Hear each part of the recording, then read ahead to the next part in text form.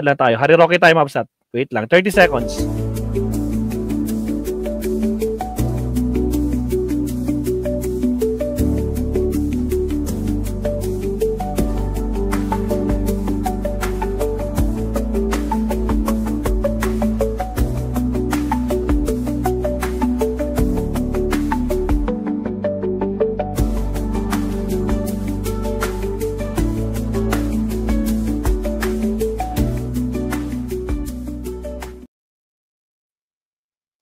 O ito, Ma'am, pakinggan natin si... Will not tolerate the commission of crimes that are being charged in this case. They will not tolerate it. Hindi ko pa napipirmahan, but we will do that. So in the process na, sir, ang request? I think so. I'm sure that the asylum application will have to be finished before it's acted upon. Dapat yung asylum, it should be finished. Kaso nga lang, nako po, mamong problema dito. Paniro, ikinakansela ni Justice Secretary Crispin Remulla, Department of Justice, sa Department of Foreign Affairs, ang passport ni Attorney Harry Roque. Oras na mangyari ito ay may tuturing undocumented alien ang dating presidential spokesperson. Po, wag niyo naman paiyakin si Harry Roque. Gayon man, ayon kay Remulla, posible na hindi pa rin maipa-deport si Roque dahil sa kanyang ongoing asylum application sa bansang Netherlands. Saan natin to? May ikon dito. Nako po, mga kabsat. Wait lang. Saan na yun? Ito. Naka pa. Pinapakansela sa Department of Foreign Affairs, DFA, ang passport ni dating presidential spokesperson Harry Roque ayon kay Justice Secretary Crispin Remulla. Si Roque ay kasalukuyang nasa Netherlands na may warrant of arrest dahil sa kaugnayan niya sa Pogo operations na nilaglag ng kanyang best friend na si Ponelo, no? Sabi niya, wag kayo dyan, hindi siya na pine-persecute dahil abogado talaga siya ng Pogo. Pogo, pogante, talaga yan. Tragis, nako po. Nako po, Harry Roque, kaya pa ba? O paano yan? Nako po, masakit. Paano yan? No, talo na si Digong. Tapos, ikakansela pa yung passport mo. So, magiging alien ka dyan. Agoy, paano na? Masakit to kay Harry Roque. Agoy. O, di ba? Nako po, si Roland, no? Iyak-iyak pa din. Mabobo talaga to kahit paano. Nako po, Harry Roque. Marami na naghihintay sa mga yung presyo kasi naiinip na sa'yo siya bago ligo pa naman sila Pila Baldeca doon. Sino doon? Michael Pangan, si Toryong ba yun?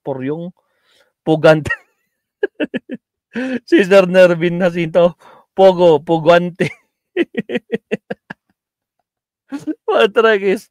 Uy, wag niyo naman ginaganyan si Harry Roque. Nasasaktan yung mga garapata dyan tulad ni Roland, 1, 2, 3. Diba? Nag-subscribe pa. Bobo kasi nag-subscribe pa. Gusto lang mag-comment, magpapansin. Wag niyo si Pai na, hayaan yung madurog siya. Akoy! Paano na yan, Roque? Agoy.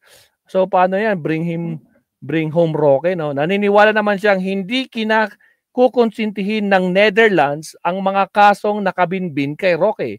I believe that they will not tolerate the commission of crimes that are being charged here. And they see naman na the justice system is working in the sense that we have given due process to him to answer. Yun nga, binigyan, tinatakbuhan nga. Ano magagawa natin dyan, Secretary Boying? Tinatakbuhan niya, patago-tago, di ba? O, live stream na lang. Talagang tago-tago. Ang pugante. Wala tayong magagawa dyan. Hanggang dyan na lang kaya nilang gawin, di ba? So, ayan na mga kabsat. O, pakinggan natin na may sasabihin dito si Ika. Mayroon tayong bisita mga kabsat. O, sige, punta na lang natin. Si attorney na naman. Siyempre, kay attorney tayo puro attorney tayo. Hindi tulad ng mga iba dyan, no? Mga koki, mga garapata, pinapakinggan nila. Tayo, at least kahit papaano, hindi tayo nagmamagaling. At least merong attorney talaga. Diba? Attorney Recto. Pasok. Asan na yun? Wait lang. Kanina lang yun. Nakita ko kanina. Harry Roque. Ito, tapos na Harry Roque. Ilang minutes to? Saglit lang to. Saglit lang to. O, pakinggan natin si Atty. Recto Maps.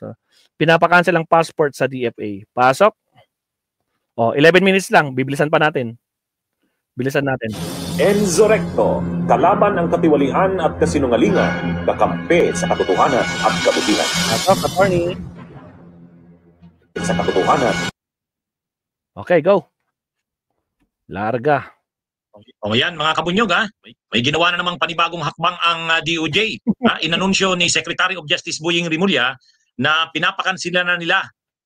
Pinapakansila na nila sa DFA o Department of Foreign Affairs ang pasaporte ni Harry Roque. Yun, tapos na. Tapos na si Harry Roque. Yan ang latest, mga kabunyog. Gaano ka-importante yan na makancel ang kanyang passport? Pag wala ka ng passport, hindi ka na pwedeng magbiyahe kung saan-saan. Hindi ka na pwedeng magpalipat-lipat ng bansa. Wala ka ng passport eh. At ang isa pang mangyayari dito, kapag na-deny yung application ni Roque ng political asylum, kasi nag-a-apply si Roque ng political asylum sa the Netherlands. Kapag na-deny yun, wala na siyang pasaporte, documented alien na siya. Undocumented na alien. Hindi siya mapuprotektahan ng asylum kasi kung denied nga ang asylum. Kaya ang itong paglakad na ito ng DOJ na pinapakancel na ang passport ni Roque, preparasyon yan kapag nag-declare na o dininay ng Dutch government, hindi inaprubahan ng Dutch government. Kapag hindi naaprubahan ng Dutch government ang political asylum application ni Roque at wala na siyang passport, wala na. Ang gagawin sa kanya, ipapadeport pabalik ng Pilipinas. Game over yan ang mangyayari kay Roque.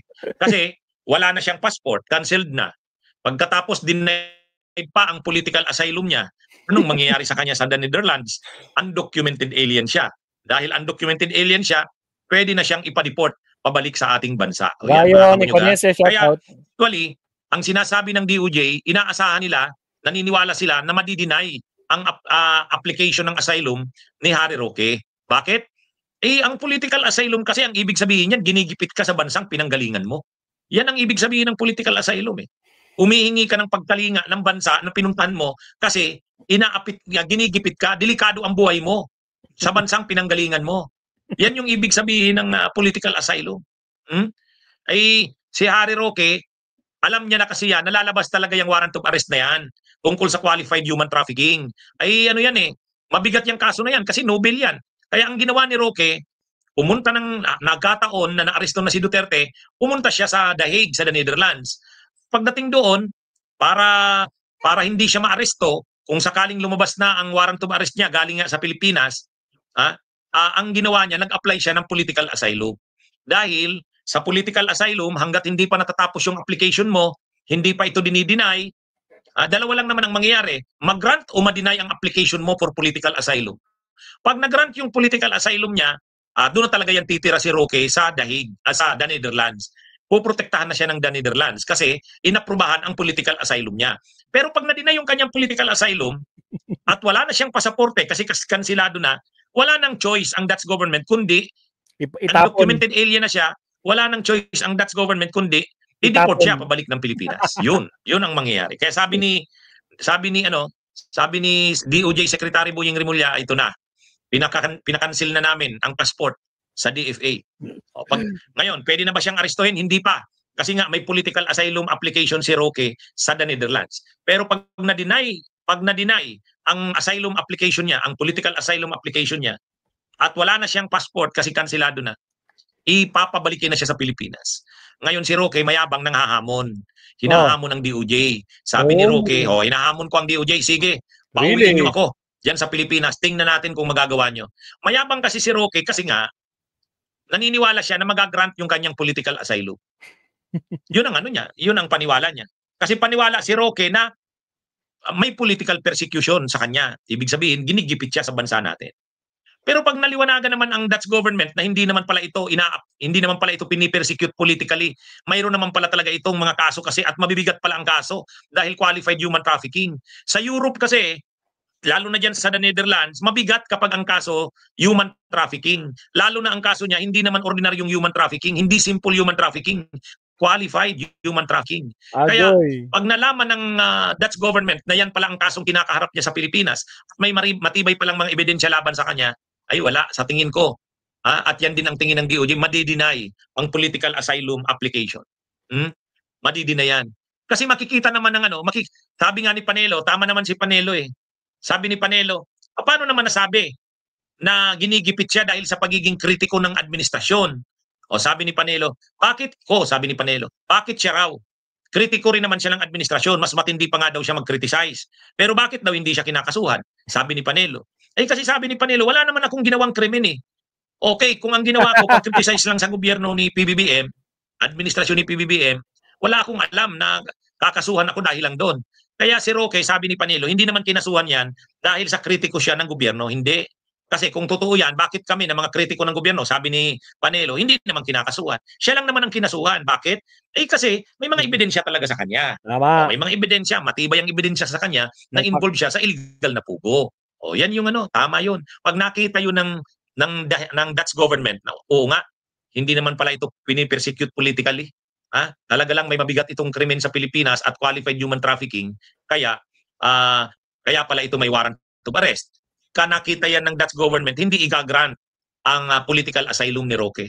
Once na hindi mag-grant ang political asylum niya at wala na siyang pasaporte kasi kansilado na, obligado siyang i-deport pabalik sa Pilipinas. Alam nyo?